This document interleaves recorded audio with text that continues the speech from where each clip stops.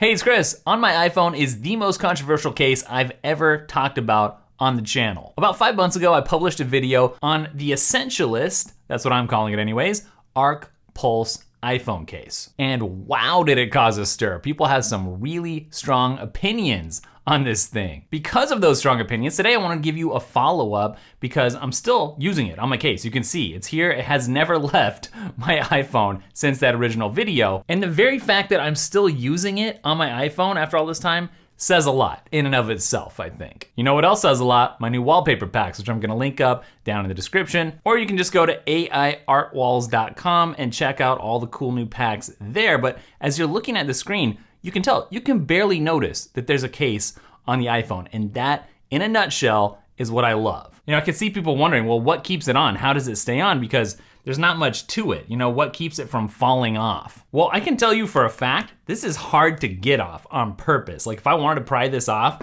it's so hard, like it takes a ridiculous amount of effort. So it's stuck on there, it's not going anywhere. Which I guess is just down to the sheer force that this is gripping the iPhone with. But let's just start with the thing I know everyone's wondering about. Have I dropped it in these 5 months? And the answer is, yep, quite a bit. At least a normal amount of drops. I don't know what that is, but you know, it's slipped out of my pocket or it's been like on a table, got knocked off. And you should be able to tell from the corner there that it's taken a few bullets. In fact, I would say each of the corners has a bit of scuffing on it, just a little bit, not very noticeable. And guess what? My phone is still intact. It's still going, still kicking, nothing's wrong with it. It does have, I would say, one noticeable, barely noticeable little scratch on the back. I'm not even sure I'm gonna be able to show you. It's right by where my finger is. It's so small, it's just not very noticeable. Maybe from the top down angle, you can see it a little better, maybe not. I mean, it is very small, a tiny, tiny scratch. That's the extent of the damage that my phone has suffered as a result of, I don't even know if it was from dropping it. Maybe just normal wear and tear, carrying it around in a pocket. Maybe I accidentally stuck some keys in there with it or something. I don't even know how it happened. But it's so small that it doesn't even bother me. Definitely not big enough of a deal for me to rethink using this, obviously, since I still am. But I just want to point out, it's got some scuffs and scrapes on there, but every case out there gets some wear and tear over time. I'm thinking about like a leather case in particular. Those can look really nice, but over time you see that patina set in and it wears all over the place because there's so much more case to wear in the first place. It's a lot more noticeable. Here, there's so little case in the first place that there's less to even notice if it was to get scraped up a little bit, you know what I mean? Now in the last video, I showed some of the manufacturer footage, dropping it over and over again. I think it was on asphalt or some smooth concrete or something. And everybody in the comments, not everybody, but a lot of people were like, okay, well just wait until you're hiking and you drop it on a really sharp rock, then you're gonna be crying. Well look, most of the time during the workday, I'm inside and there's carpet or just a smooth floor, smooth surface. So not even much around that I could drop this on in the first place that's not flat, that's gonna cause some damage to the screen. And what's funny is when I do go hiking or do anything that is a bit crazier, then I actually ditch my iPhone and I just take my Apple Watch Ultra, which has an LTE connection, so that if I wanna listen to my AirPods or if I need to make a call or text or check email or something, I can do all that here and I shed the bulk of having to carry around my giant Max Pro iPhone anyways. So yeah, I mean, that whole thing, it's really a moot point for me. It's gonna depend personally, you know your situation better than me. If you're working construction, then this is not the case for you, obviously. But if you're somebody like me who's just constructing digital businesses all day, then yeah, this is pretty cool. Now I'm gonna try to hit all the stuff that everyone had questions about or complained about. One was, what about MagSafe accessories, like MagSafe Wallet? This is a Moft wallet. It's not the official Apple wallet, but I use it all the time on here. Fits just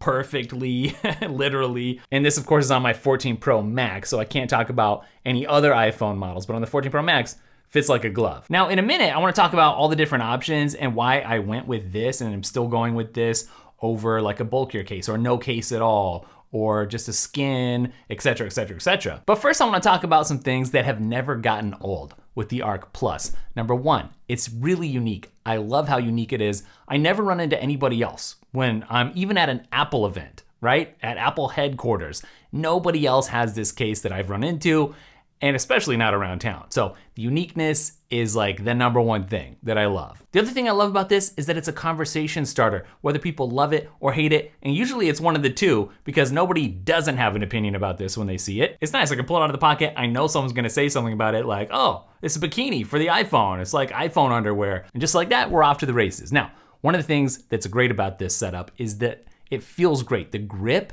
is awesome because I'm basically just gripping the naked iPhone with a little bit of extra leverage for my fingers. So not only am I feeling the actual iPhone, which is really nice, most cases cut me off from the industrial design, that I'm also getting a little extra grip, you know, under the camera there and then against whatever this bottom part of the bikini is down here. And it's just a really nice way to interact with the iPhone. Also, it's just nice to be able to see the back of the iPhone. This was the premium expensive iPhone. It's nice to be able to see the way that the designer intended for me to see it. And actually, I did notice one tiny little scuff there on the edge as I was just saying that last thing there, but I've never even noticed that before. And I guess what you're seeing is for somebody like me, you know, that's acceptable. These tiny little blemishes that I don't even notice until I put it under the microscope. And then of course, there's the view from the front. Totally unobstructed. You can just barely notice that there's anything on here. And yes, it does stand up all on its own if you need it to, and that works both directions. So, you know, if you need to take a picture and you don't have a tripod, still works. Does it make you more productive? That's one area where this case is of no help. But if you do want to improve your productivity, you can check out my course, Learning to Be Productive, which will help you get more done in less time with less burnout within the Apple ecosystem. I'll link it up down below. Next though, let's talk a little bit about how this fits into the overall case options lineup. So the case landscape in a nutshell looks something like this, going from least amount of protection all the way up to super full complete protection. On the one end of the spectrum, you can go caseless and maybe you throw in some Apple Care to take care of anything that might happen. The step up from that might be using a skin on the back, something from an unknown company. I'm not gonna name the company that everybody names because it's not my favorite company in the world. And maybe you would combine that with the screen protector and you'd have some scratch protection. Not necessarily drop protection, but some protection. After that, I think is where the Arc Pulse fits in. And like I described in the last video, it's almost like a company slapped a case on and then took a laser and cut out every possible inch of material that didn't absolutely necessarily have to be there to offer some amount of protection. And unlike if you just slapped a skin on here and a screen protector, what you're getting here is some drop protection, but not drop protection against every single possible drop on a sharp rock, for instance. So this is what I would call an essentialist case. I think the minimalist case would be something like the Peel or the totally ultra thin case that does have a more full protection, even though it's thin protection, or maybe even something like the later case. And then unless I'm missing something, you can fill me in down in the comments, I think we would get something like the OtterBox Defender, something that's total, complete coverage, makes this thing look like a tank, feels like a tank in your pocket. And for me, I just couldn't do it. So what is it about this particular solution that continues to appeal? Well, a fully protective tank of a case, it's just too bulky for me. It's against my sensibilities. I'm not a klutz and I don't have the sort of job or I'm not in the sort of environment where I need that. So some people need that, that's not me. Also, the skin and the minimalist option like a Peel or the totally or the later, later case, those cover up more of the industrial design than I want. They're nice and thin, that's true.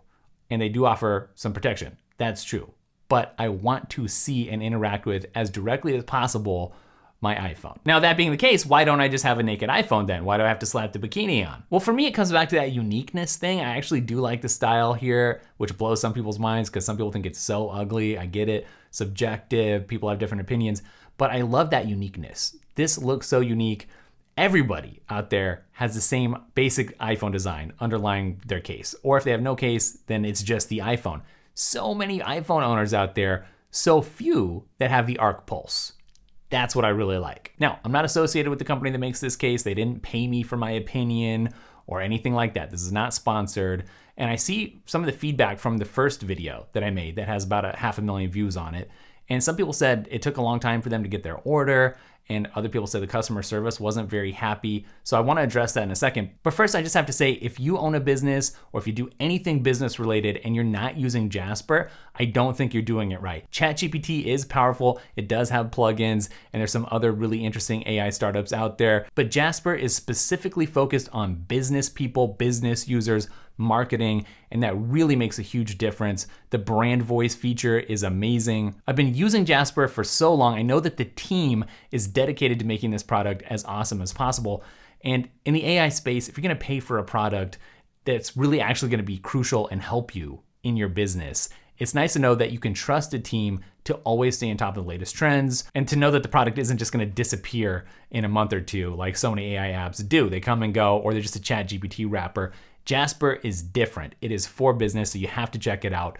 Highly, highly recommend it. I'll link it up down below. But in regards to the customer service and the slow shipping stuff, I don't know if that slow shipping has been resolved. I don't know if the customer service has improved at all. What I will say is that all of that's super unfortunate because it's such a good case, something I really like. Like I said in the last video, I would love for Apple to buy this patent or this company and just make this one of the things that they offer because I love it that much. So do your research, look at the reviews, look at the comments from the last video if you're unsure. But if after all your research, this still seems like something you want to give a go, I mean, I can just tell you, I've really liked it. And it's just really unfortunate, some of the comments that I've gotten, because there's nothing else out there that's really like this. It's become such a part of my iPhone experience that I almost wouldn't want to have my iPhone without it.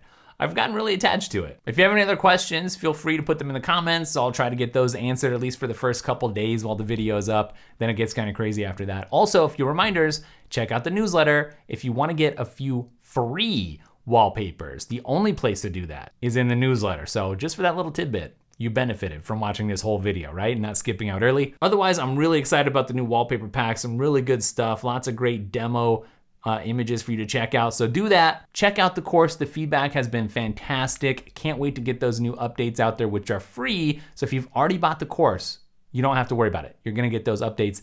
And if you haven't bought it yet, this is a perfect time because you get all the information that's already there and the coming updates, which are always gonna be free from now into the future. And there's many more planned. So it's always gonna be fresh and relevant. Thanks for watching today. I'll catch you in the next video. Later.